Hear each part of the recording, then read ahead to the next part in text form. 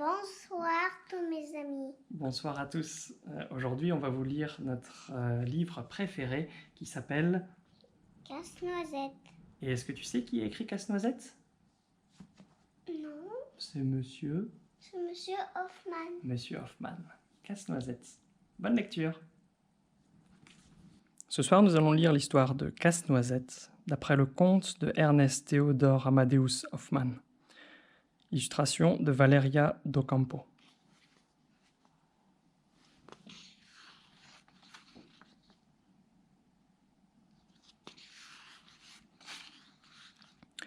En cette veille de Noël, la neige tombait doucement.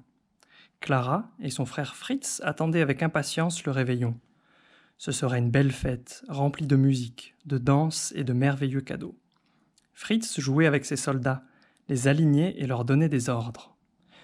Clara mettait la dernière touche à l'immense sapin en accrochant aux branches des boules scintillantes et des cannes à sucre d'orge avec des rubans. « C'est mon jour préféré », dit Clara à son frère en soulevant une fée aux ailes délicates et à la robe prune.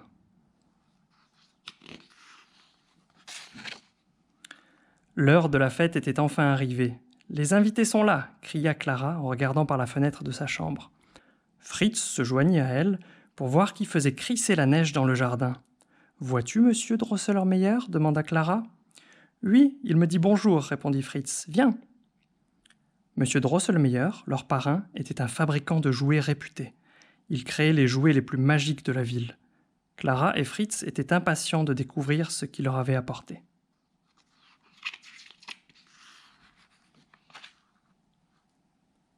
En arrivant, monsieur Drosselmeyer embrassa les deux enfants et, dans un geste théâtral, leur offrit 2 cadeaux.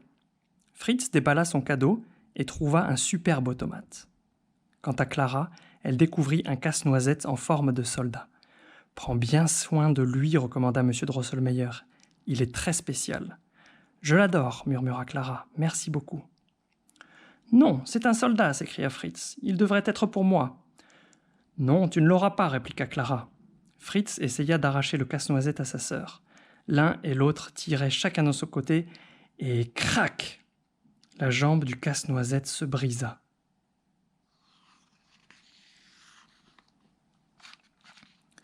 Clara berça le casse-noisette dans ses bras et se mit à pleurer. « Ne pleure pas, Clara, dit gentiment son parrain. Ce soldat n'est que blessé, mais je peux le réparer. » Monsieur Drosselmeyer sortit un petit outil de sa poche et rafistola le casse-noisette qui paraissait comme neuf. « Oh, merci !» s'exclama Clara en séchant ses larmes. « Je ne laisserai plus personne le blesser de nouveau. » La maison était remplie de musique et de rires, et tout le monde dansait.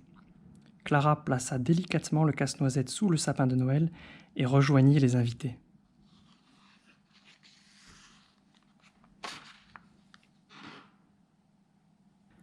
La soirée s'acheva et tous les invités prirent congé.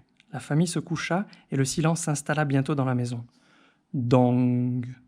Clara se réveilla en entendant le dernier coup de l'horloge qui sonnait minuit.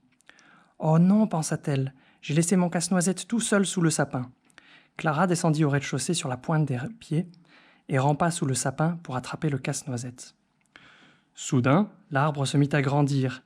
Il devenait de plus en plus grand. Où était-ce Clara qui rapetissait ? Que se passe-t-il ? s'écria-t-elle.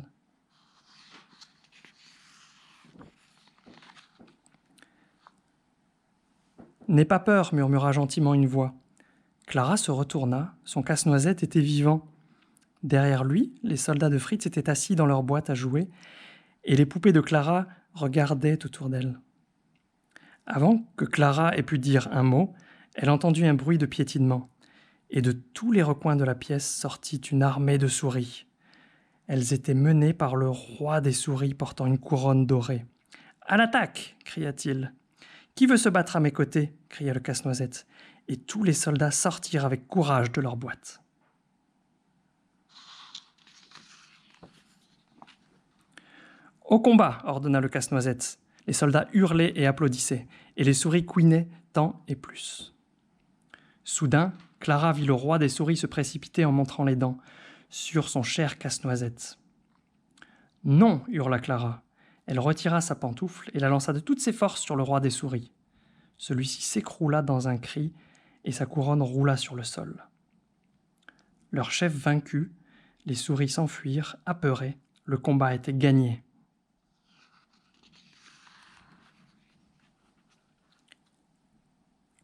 Le casse-noisette attrapa la pantoufle de Clara et la lui remit.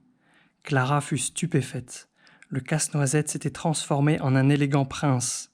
« Je vous dois la vie, princesse Clara, dit-il. Vous avez brisé le sortilège qu'avait lancé sur moi, il y a longtemps, une mauvaise reine des souris. »« Je suis heureuse que vous soyez sain et sauf, répondit Clara. Mais vous faites erreur, je ne suis pas une princesse. »« Êtes-vous sûre ? demanda le prince. Clara baissa les yeux et vit qu'elle portait une somptueuse robe de bal et des chaussures de satin. « Venez, dit le prince, je vais vous emmener dans une merveilleuse aventure. »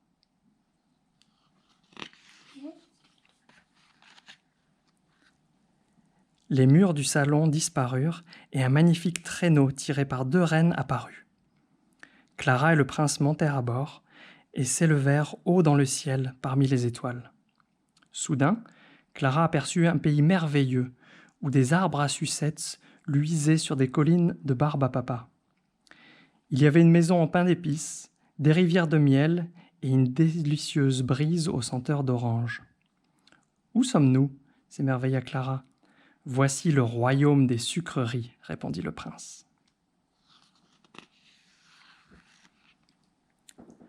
Le traîneau se posa près d'un lac rose et se transforma en un carrosse marin tiré par des dauphins.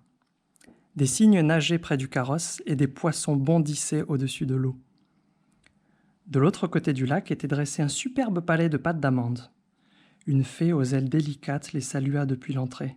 « Regardez, dit le prince, c'est la fée dragée. »« Prince Casse-Noisette, cria la fée, enfin vous voilà de retour. »« Voici la princesse Clara, dit le prince en accostant sur le rivage. Elle m'a sauvé la vie et a brisé le sortilège de la reine des souris. » La fée dragée embrassa Clara. « Venez, nous allons célébrer l'événement, dit-elle.